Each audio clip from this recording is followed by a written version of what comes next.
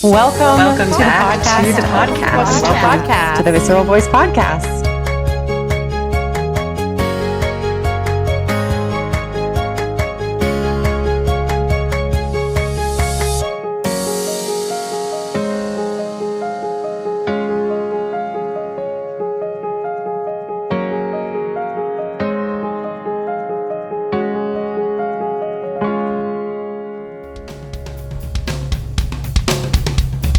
Welcome to the Visceral Voice podcast. I'm your host, Christine Schneider.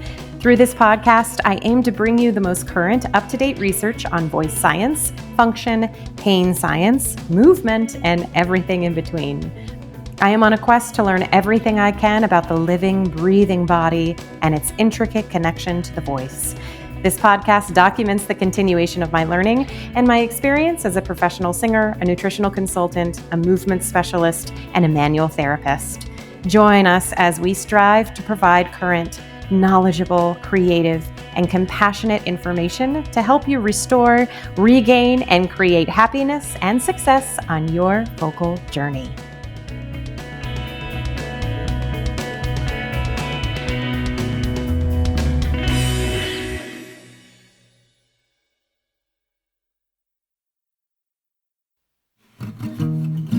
Hello, everybody. Welcome back to the podcast. I am really thrilled to have Michael Galyon on the podcast today, a very dear friend of mine since we were young kiddos. I've known Michael since he was about 14 years old, so I'm really ecstatic to be having this conversation today.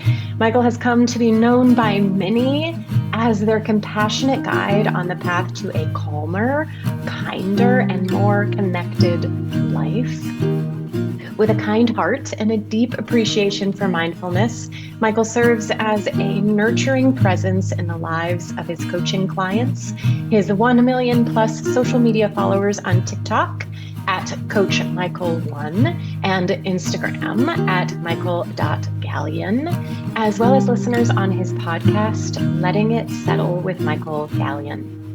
As a certified mindfulness instructor and professional coach, and author of Let It Settle, Daily Habits to Move You from Chaos to Calm, he is dedicated to creating a safe and inclusive space where individuals can find solace and cultivate a sense of calm amidst life's challenges. With an eclectic background in education, business, the performing arts, and health and wellness, Michael brings a unique perspective to his work and is able to draw on his experience to connect with people from all walks of life. While his work may take him from boardrooms to meditation retreats, his mission remains the same: to help you come home to yourself and find a calmer, kinder, and more connected you. Absolutely amazing. Welcome to the podcast, Michael. Thanks so much for being here. Thank you so much for having me. Yeah, my pleasure. I would love to start with your journey into all of this work as, of course, how we met in the performing arts, and then into health and wellness, and then business and meditation and life coaching and all of the amazing, wonderful things that you do. So what was your journey into where you are now? How did it all happen? It has been an interesting journey that at no point during any of it did I understand how it would all culminate in what I'm doing now. But looking back, it all makes sense. So I grew up in Colorado, where we met, and was really drawn from a very early age to musical theater. And so ended up going to Oklahoma City University with you. And that was really where I got an understanding of the voice and just fell in love with music and theater and the dramatics of musical theater and how to really live in that world through other people, getting to experience life from a different perspective by taking on that character and how to use the voice to take on those characters. And then moving to New York and performing professionally. As you do as a performer in New York, you always want to have a side job. And so my side job ended up being teaching initially gymnastics to 2 and 3-year-olds and Yeah. then moving into the preschool classroom. And Mm. so there came this point where performing was always a passion of mine, but when it became a job, it became uh, less exciting to me, and I became less passionate about it. So, luckily, the world of education, especially early childhood education, really spoke to me. And so I started teaching in a preschool classroom and working with 2 and 3 year olds for about 10 years. And so, doing that, and then moving from the classroom into the management side of things and going on to the administrative side of things, and then really started developing this passion for leadership and how to take everything that I was using in the classroom and really incorporate that into leading teachers. And then eventually moving on and leading franchise owners of the preschools around the world. And so I took on Mm. the job as the international franchise development officer at the company and worked with franchise owners of the schools around the world. During the pandemic, life happened and the company that I was working for went bankrupt. And so it was in that moment where I could either go and look for another job, or I could kind of take all of these passions and this weird experience and this eclectic background and try and create my own business. I had been meditating since I was 20 and doing yoga. And so this has been a long time, and decided to become a certified mindfulness instructor. I had already become a certified coach at this point through the work that I was doing. And that business allowed for me to take everything that I've done in my life, the musical theater, the voice work, the acting work, the teaching that I had done, the leadership that I had done, and really put it into one space where I could begin to help people find their way to this calmer space. And really, that was born out of me needing to find that calm. It was a time Mm. when I was so out of sorts, and meditation, mindfulness, and really working with the voice has been what has allowed for me to regulate my nervous system, allowed for me to find the calm space where I can now begin to share that with others.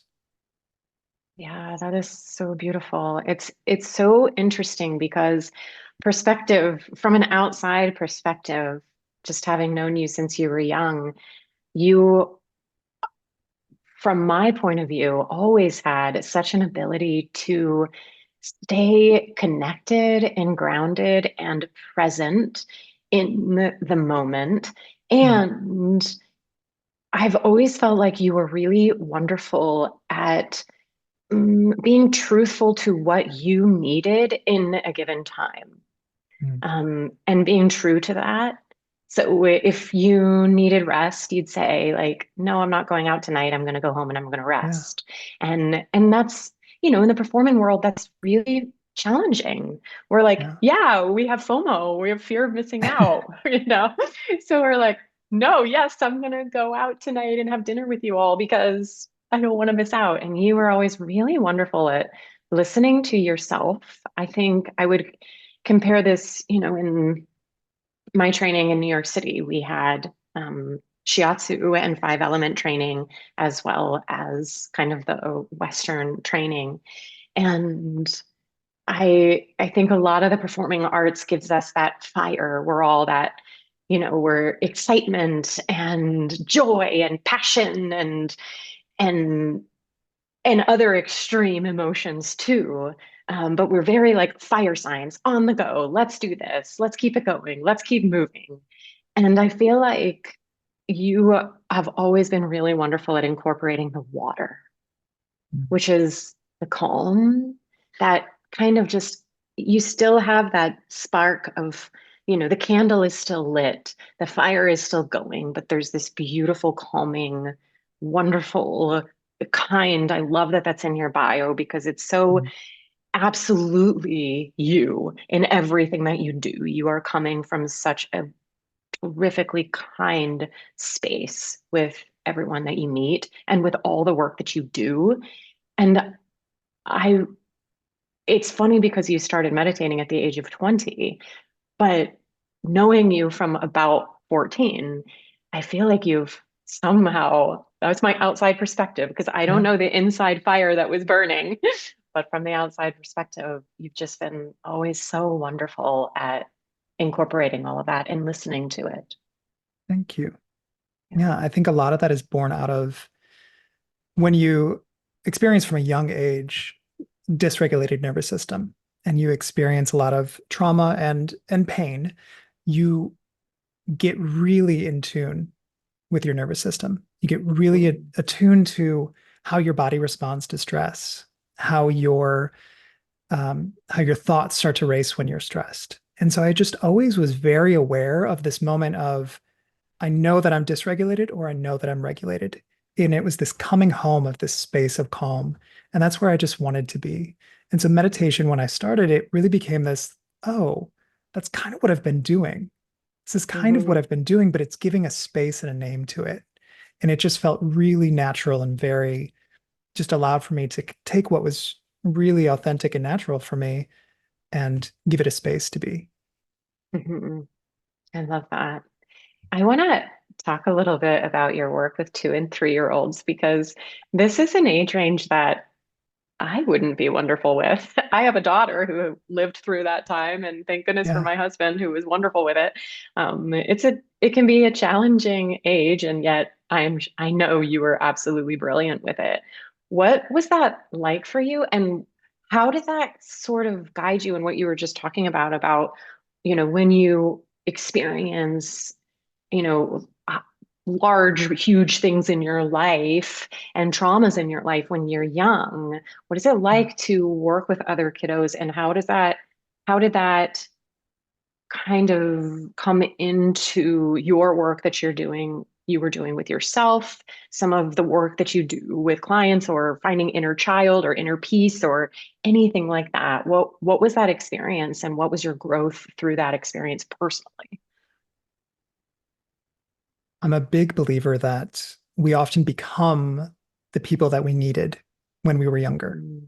Mm. And it became this opportunity because I don't have my own children. And of course, when I was in my 20s, I didn't. And it became this opportunity to really see myself in these children and to be what I always needed, which was just that calming presence to let them know that they were okay. Mm. And it really became this mission of mine to allow for children to understand their emotions, to be able to be okay with their emotions, because it is just this wild abandon of, just whatever they're feeling is going to come out. And it's going to come Mhm. out in very big ways. And so honoring that, allowing for that to be there, but also teaching them tools to begin to regulate their nervous system from even that age. Mhm. Um, in the book, I talk about when I had a little student named Jack who was 2, who was going through the separation process. So, first time in his life that he was separated from his parents, and just the incredible panic that took over his body at that moment. And you could just see it. Mhm. Every part of his body was tense. His breathing was labored. He couldn't speak. When he did speak, it was fast paced and high pitched. And what I found was what was really effective was the mindfulness techniques that I was using in my own Mhm. life at that point, and just going through basic things and making them applicable to children, but playing a game of let's play I Spy with my 5 senses. What are 5 things that we can see right now? What are 4 things that we can physically touch? What are 3 things that we can hear? 2 things we can smell, and then what can we taste? And just that grounding into the present moment allowed for him to start to settle. So his mind would start Mhm. to settle, you'd see his body start to settle, and you could see that regulation taking place in real time. And he would come to this space where he could look around and say, oh, this is actually really cool. Life is actually really exciting around me right now. And that's what I've always striven to do with children and with the clients that I have who are adults now. It's the same thing. It's just providing them that space to be able to use your presence to start to co regulate with them, to be able to use your voice, to be able to use your calmness, to be able to Mhm. have them start to mimic and mirror that, and then come back into the space so they can look around and say, oh, this is actually really great. Mhm. It's really amazing how much children and animals pick up on our emotions Yeah. and what's happening with our nervous systems, Yeah. and how if we can continue to do our own work of regulation, how then we can help others, and especially children, and our animals definitely know, Yeah. help theirs regulate as well. I think when I often see, and I have an anxious child. I mean, my daughter is 9.5. She lived through the pandemic. She Yeah. has components of being a hypochondriac, which I also had Yeah. as a child and continue. I work with it and try to continue to have better coping mechanisms. And as soon as I start freaking out about something, luckily my husband is not a hypochondriac and is able to help me and Good. calm me and help our daughter and calm her. But it's really eye-opening to see how my own neuroses kind of developed in her, which Mm. I certainly don't want for her. Yeah. But I know that I was part of the influence of it, which is really challenging. Yeah. Yeah. And it's that mirroring that takes place. And it's just that's Mhm. how children's brains develop. They learn by watching. And so not that you did anything wrong, not that you are to blame for any of this. That's just the things that She she has a picked lot of up. wonderful qualities too. Yeah, she picked up a lot of wonderful things. Yeah, Yeah. yeah. And I And a know good it, thing. it always surprises people because a lot of the work that I do is very calming and I think we do a lot of similar work. And so I Yeah. think just like it's shocking to me that you have, your Yeah. nervous system can be dysregulated. Of course, everyone's can. But that we are human and that your nervous system gets dysregulated and so does mine. Yeah. And that's the important part of doing the work. And you have that opportunity. She's still watching. Like Yeah. she's going to learn how to go through whatever she's experiencing by watching you experience it at the same time. So Mhm. it is, that's why we do the work. And that's why it's Mhm. important to really start to understand these things and share it and not be embarrassed about it. So many people Mhm. are embarrassed about how they show up in the face of stress and the stress responses. And once you can remove that judgment, remove the embarrassment of it, then you start to learn how to, oh, there are tools that I can use. There are ways that I can find that way back to calm. Mhm. So powerful. So before we kind of leave this 10 years of your life of working with these wonderful preschoolers of 2 and 3 years old, what would be just two or three kind of moments throughout that time that you feel were forms of a aha moment or just forms of learning experience that had some impact or maybe even tremendous impact on your life? Big part of it was tying both the musicality that I had Mm. learned in school to teaching and Did being you able to, incorporate that in your teaching? yeah, yeah. And so I did, and it was really, really interesting. I would use it a lot with emotional regulation as well, and being able to understand how the voice is actually impacted when we are in a state of stress. And so Mhm. what starts to happen? And it's, we have the physical reactions of stress that we're aware of. Our heart starts to beat, our palms start to sweat, but it's also impacts our speech. So our throat starts to close. We begin to become, we speak at a higher, quicker pace. And so when I would understand that and I would see that in children, being able to start to mirror that to them, when you start to mirror with someone, they begin to understand what they're doing because they're Mm. seeing it through you. And then Mhm. when you begin to start to slow the speech, start to lower the pitch, that tempo becomes very slow and methodical. You add in more pauses into there. They then start to mirror you. And then you start to watch that regulation state take place. So that's the co-regulation really came from understanding musicality and then putting it into work with these children who are having these pretty extreme emotional highs and then getting them to find that regulated state through that co-regulation process. I love that so much because in biomechanics and in manual therapy, we have a saying that is meet someone where they are and take them where they're not. Love that. Yeah, Yeah, it's totally. very similar. Yeah. Cool. Any other kind of moments or huge experiences with, you had mentioned your experience with Jack, but were there any other? There were definitely moments when I would find myself, because as you were saying, it's a very challenging age and there are Mhm, stressful moments. And I think I got to know myself better mhm, and understand my stress response. And you don't really have the option to fly off the handle when you're dealing with mhm, 2 and 3 year olds, even if they are challenging and maybe annoying at times, and maybe just really pressing every single one of your buttons. It's that having to remain calm. And I think what I learned through that process was how do you honor the honor the experience of the emotion that you're having, so you're not just stuffing it down. You're not just saying mhm, ignore that completely, but how do you quickly allow for yourself to move through that so that you can get to what you need to do, which is to be there, to be present, to be loving and kind. And so I learned how to quickly regulate the nervous system, how to honor emotions, and how to make the conscious decision that is best for that moment. And that really came out of a whole lot of experience with some wild 2 and 3 year olds. mhm. I mean, this is, and I want to say this to all of the teachers because I know I have a lot of teachers that listen to this podcast.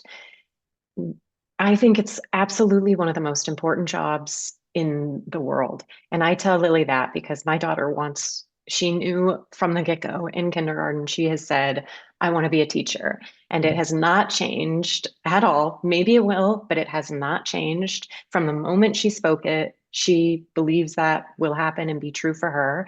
And I say, good for you, because it's a job that is so incredibly important. Yeah, We as parents are entrusting our most valuable like aspect of our lives to you. And that there's a lot of trust that goes into that, a lot of respect that goes into that, a lot of hope that goes into that. Um, So I think it's incredible. And especially those who work through very challenging ages. I think 2 and 3, I think seventh grade, I think freshman year. I think there are a number of various times throughout someone's life that when I hear that someone's a teacher of those ages, I just can't help but say yeah, thank you. yeah. And Yeah. that's why so important to have those professional development opportunities to teach teachers about emotional regulation, to teach Mhm. them the tools that they're going to need, because burnout is so high in the teaching Mhm. profession. So many people leave so, emotionally injured because of Mhm. what is going on in the classroom.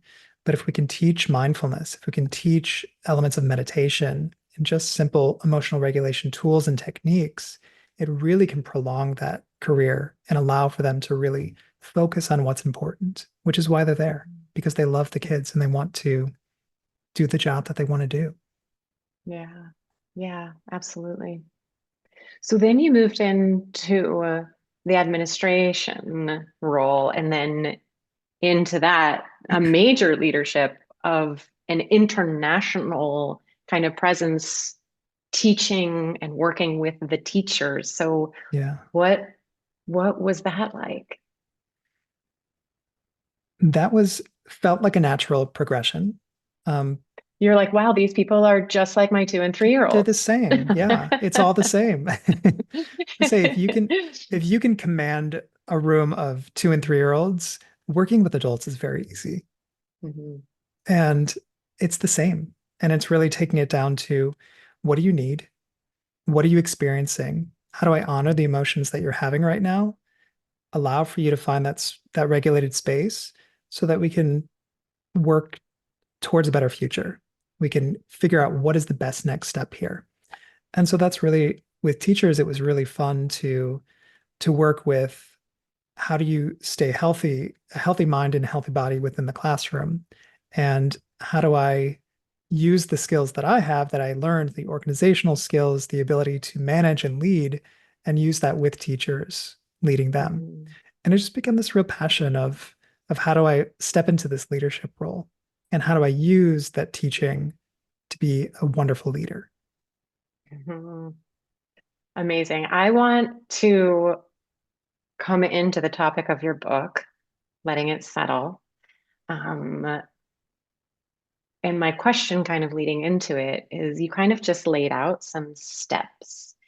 Do you go into that in your book at all of kind of steps that you can take Yeah. to help regulate your nervous system, or steps that you can take exactly like what you just said of how to kind of be present and to allow someone to honor their emotions and their feelings and lead them to a space of helping them learn and be able to kind of produce those steps or walk those steps in their work as well.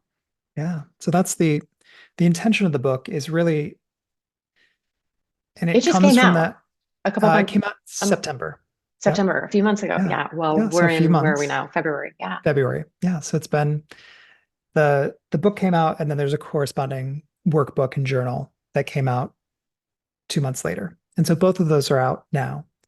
And what I really tried to do with the book is take what I learned as a preschool teacher, which is how do we take these really large concepts and distill them into very simplistic and digestible bites so that people can understand them and quickly embody them. And so, Mhm. how I have the book structured is every chapter is around a different experience that you would have that would take you away from being calm. So it's experiencing anger. It's needing to find calm. It's understanding when you can't understand empathy. So all of these Mhm. things and giving you anecdotes either from my life or from clients who I've worked with. So you can begin to see what they were experiencing. It can validate your own emotional experience so that you know, oh, I'm not the only one who experiences Mhm. fear.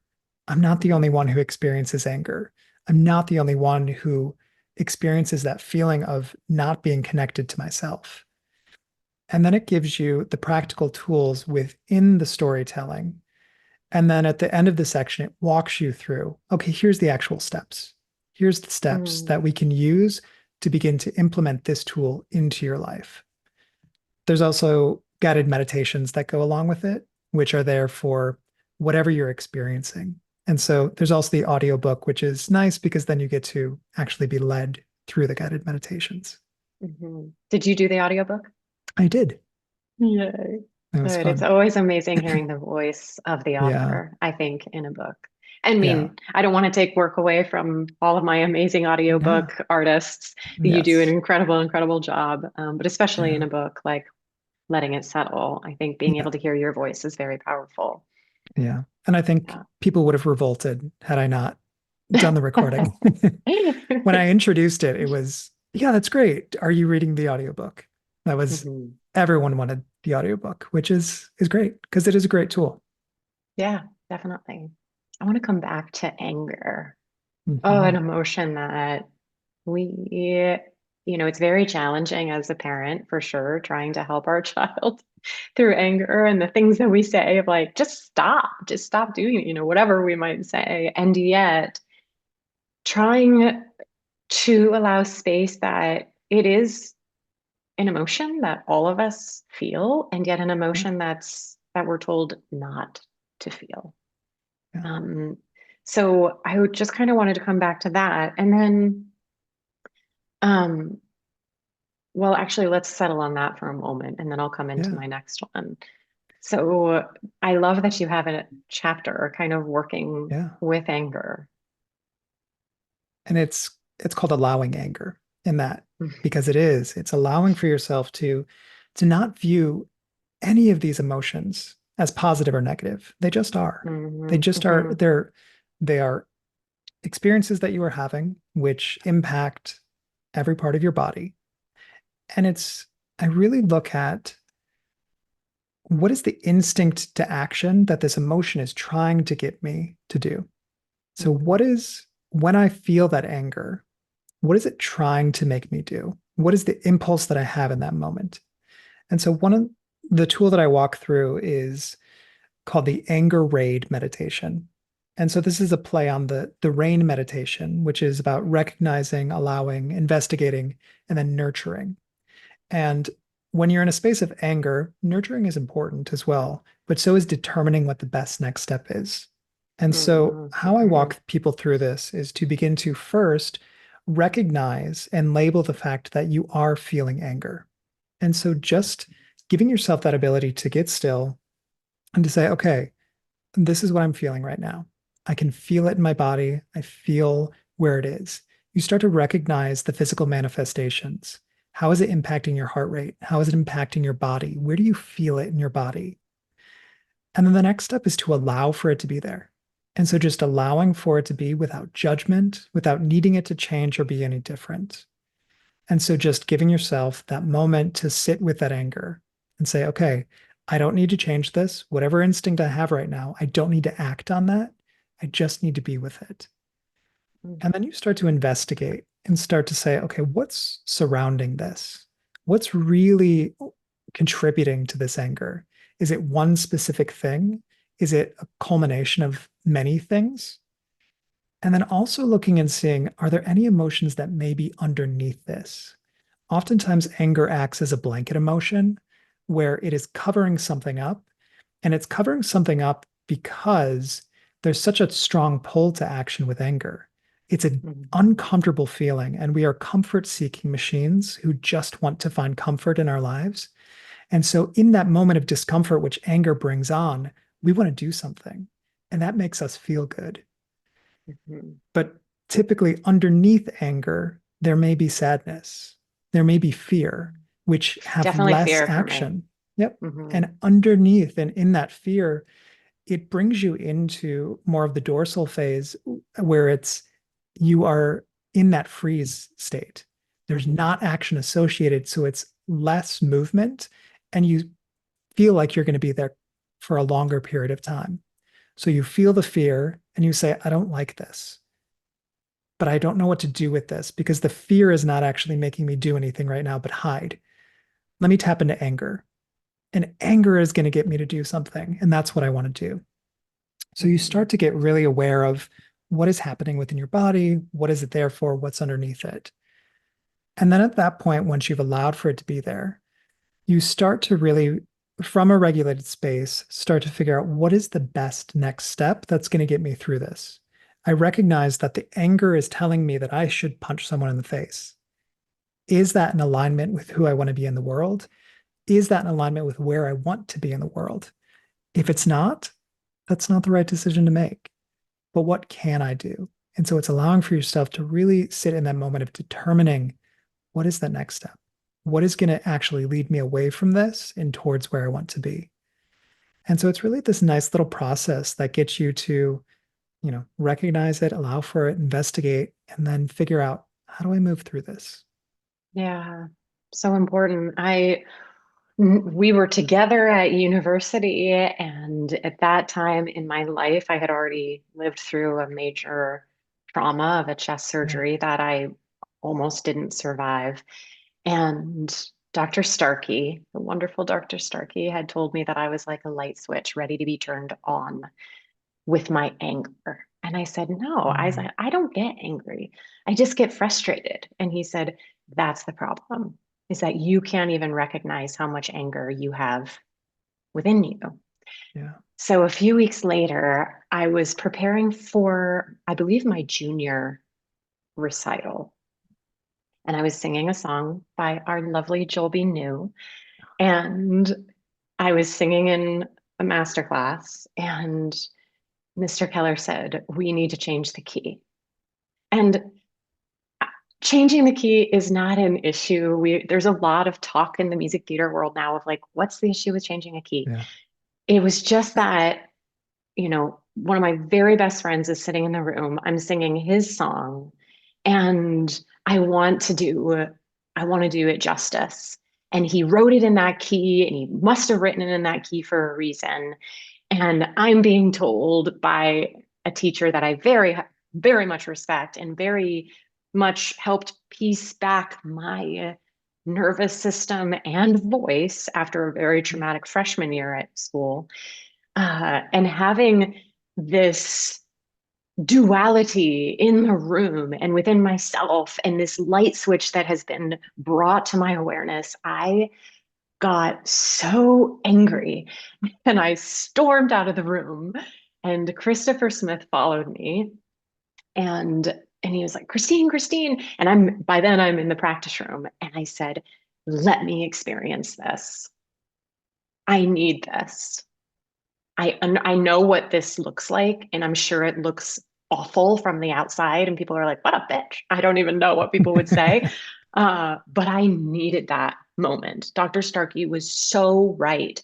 There was so much that I had pushed down and pushed down and pushed down through major medical traumas growing up, and hearing doctors say things to my parents that a child should never have to hear, and it all came raging to the surface on something that had nothing to do with what was happening in the moment, Yeah, other than I needed to allow myself for the first time to experience anger, and how yeah, powerful that moment was for me, and how powerful it was since then to be able to come in and be like, whoa, okay, what am I yeah. doing? What am I going Yep. to, what action can I and should I take with what I'm feeling? And for me, it definitely, the underlying is Yeah. almost always fear. Yeah. Fear. And I think it's not a coincidence that it happened in that setting Hmm. with a teacher who provided psychological safety for you and Hmm. comfort, with a room full of people who you trust and you love, with Joel sitting right there. Hmm. You had the safety to explore that anger. Yeah. And that's what, as teachers, you know, especially voice teachers, God, they're amazing. And Yeah. just the safety that you can provide, whether you're a teacher or a therapist or a friend, just providing that space of safety where people can, for the first time, experience those really heightened emotions because they know it's ultimately going to be safe. Yeah.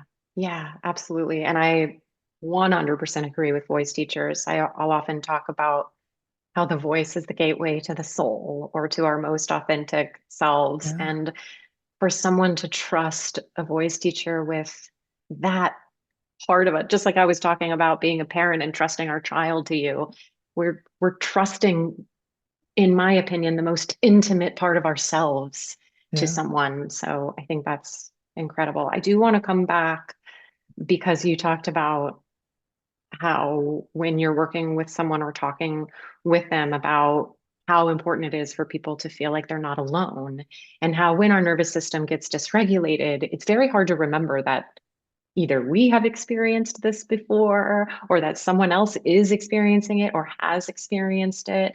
It's suddenly all of that social engagement, all of that being able to talk through and communicate with ourselves that no, no, I've experienced this before, or other people have experienced this. I'm not alone. And by being able to bring that in, and that's why support groups are so incredible. But being able to bring that in, I certainly try to in the work that I do of um, you're not the only person to have a vocal fold pathology. You're not the Mhm. only elite vocal athlete to have this. I promise.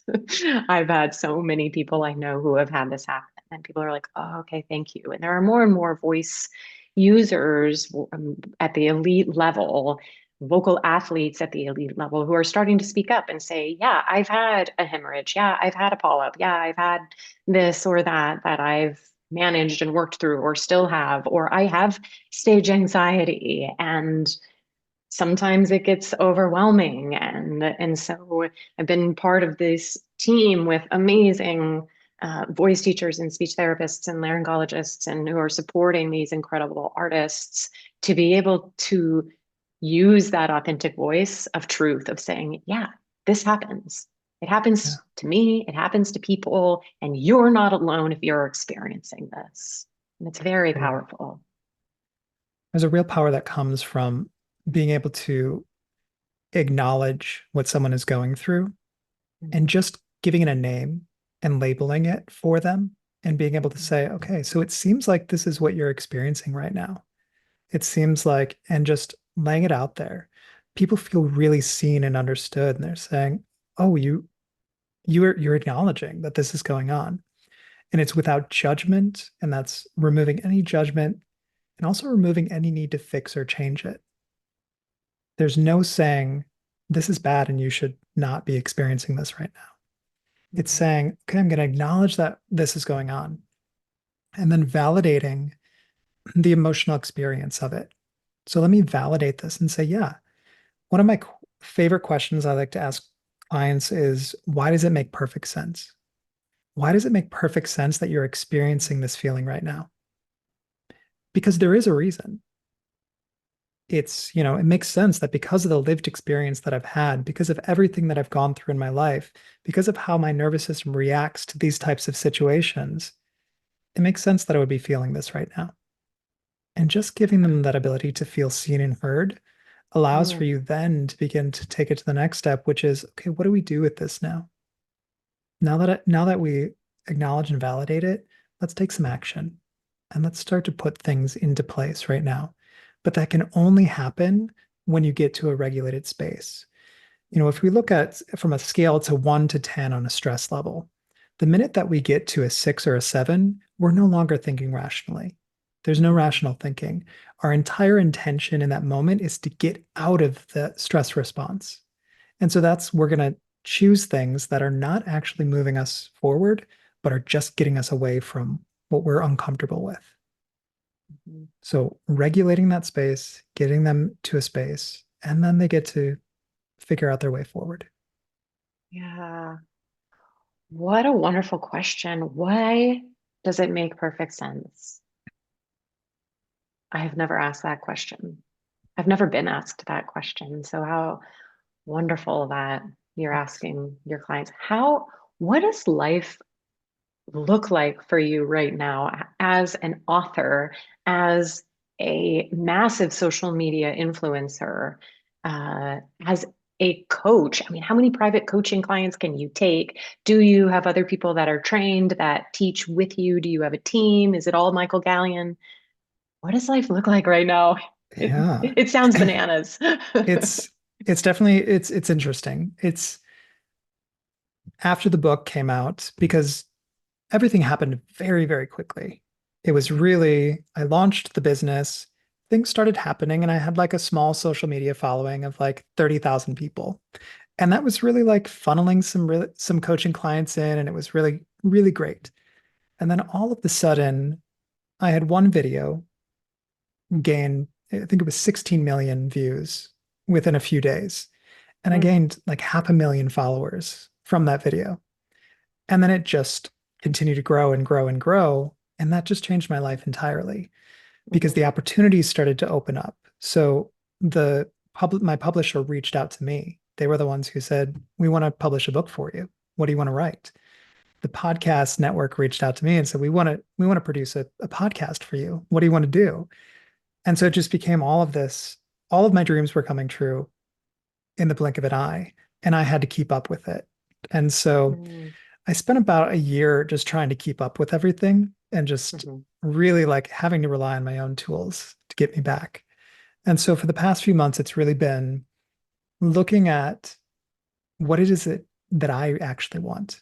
So much of it has been responding to what was given to me or presented to me. And now I'm mhm, in a space in my career where I get to say, what is it that I want to do? What is it that I'm actually passionate about? And so now it's moving into more of this music and mindfulness. And so working with the American Pops Orchestra, and we did a performance at Lincoln Center in December, and now we're moving into a performance at Arena Stages in DC on the 22nd. And that's just an incredible way to, again, just be putting all of this stuff together. And so on the daily, it's just me. I still don't have a team. I still haven't, built out. I have a few people who are helping me and, some people who are in negotiations to come on board, but at this point it's just me doing what I love. yeah. Oh my gosh, so powerful. It's like thrown in the Yep. deep end and just keep swimming, just Yeah. keep swimming. Yep. I That love was that it. you're at a space now, though, that you can really integrate. I mean, when you told me when we chatted a few months ago that you were about to do a concert with an orchestra, I just thought the idea of it was brilliant, just Yeah. absolutely brilliant. Also, there's not someone that I know that is more deserving of a speedy success like that than you. And there's a reason why it happened, and it happened for you. And so I'm thrilled. I'm so thrilled to hear about your success and hear what you're doing. And just the fact that you're able to impact the lives of so many for the good, for a Mm. kinder, more connected self and for a kinder, more connected world is really inspiring and very much needed. Yeah. Yeah. So I just want to let you say whatever you want to say about your book. The concert's coming up. That's February. This is February, so it's coming out February 22nd. Ooh, Yeah. I wonder if I'll switch this around with another interview so that it can come out before that. Um, yes, and yeah, how can people find your book? How can they learn Yeah. more about you and the work that you're doing and all the amazing things you're putting out into the world? Yeah. So best place to go is just the website is michaelgalyon.com. And it has links there to my coaching. So if there's the individual coaching, and then starting in March, there'll be a group coaching, which will be really exciting, taking them through a lot of just different ways to come together as a group. That's really my focus for this year is bringing together as many people as possible. And so there's group coaching information, there's the one-on-one coaching, there's information about the book, about the podcast, and also some of the courses that I run. Or you can go and find me on social media. On Instagram as Michael.Galyon, and then TikTok is Coach Michael One. Yeah, great. So before we leave, would you be willing to run me and the listeners, as long as the listeners are not driving or in an on public transport, maybe pause here and listen when you get home. Would you be willing to just run through a nice, short, maybe 3 to 5 minute meditation? I would love to. Ah, yeah. So the first thing we're going to do is just to start by connecting to the breath, just becoming aware of what it feels like to breathe in and what it feels like to breathe out. And then if it feels right and safe to do so, go ahead and close down your eyes and start to connect with this moment, letting yourself root down into whatever's beneath you. Start to feel into the heaviness of the legs and almost imagine as if you were being pulled down into the ground. That heaviness of the legs. And as you feel into this sinking from below, start to become aware of the upper body, aware of the shoulders, and begin to imagine two balloons attached to each shoulder. Start to imagine those balloons lifting you to the ceiling and beyond, feeling into this rise of the upper body in contrast to the sinking of the lower body. And almost as if with each breath, you could feel the rise and the rooting, the rising and the rooting.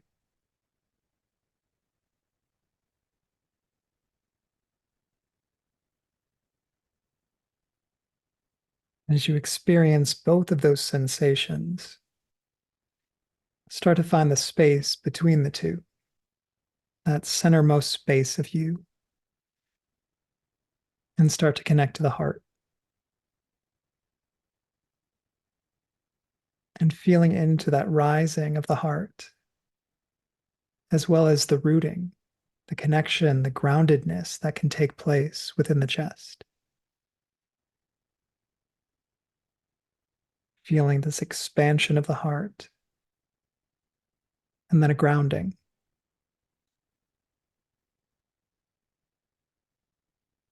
And then from here, I want to invite you to just begin to connect with whatever feeling is there. If there's a heavy emotion, just allow for it to be present today, without judgment or without needing to change it. Just let it be there.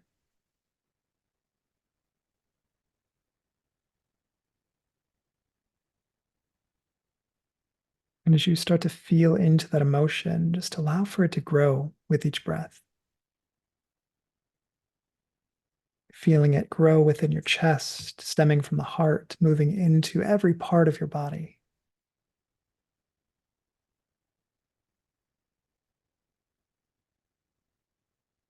And just letting it be there.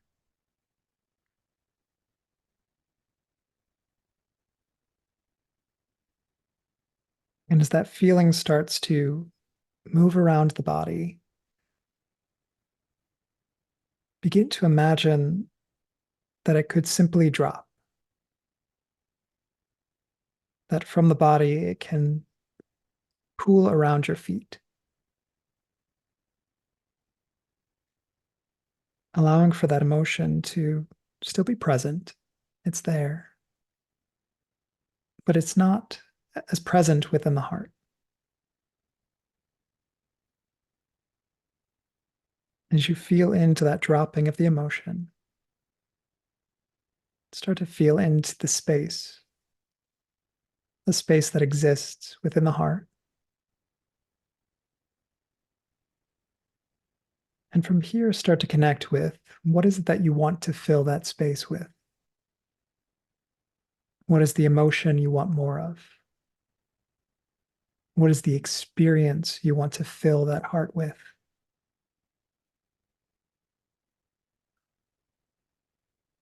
And let that be present. Cultivate that today.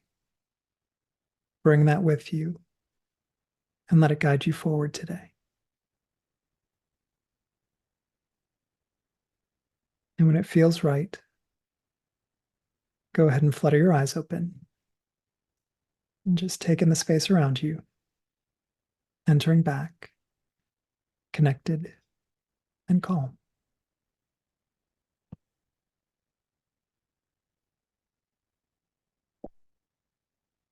That was so beautiful. Thank you. Wow.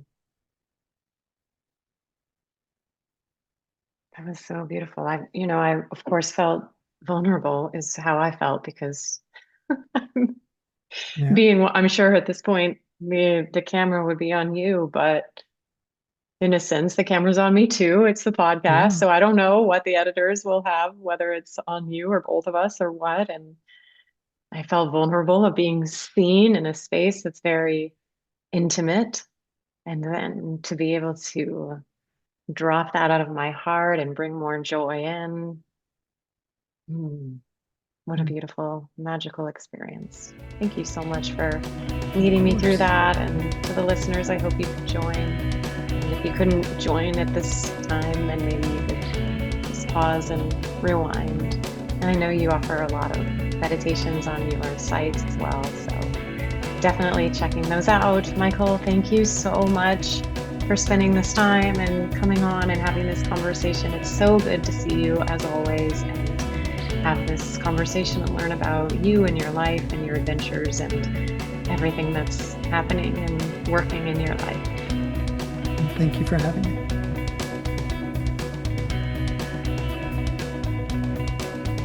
Thank you all for listening. If you enjoyed this podcast, tell your colleagues, students, and friends. Subscribe, rate, and please write a review. You can find us on Instagram or Facebook, and feel free to check out my website at www.thevisceralvoice.com for information on programs and upcoming events. I hope you join us next time for another wonderful conversation on the Visceral Voice.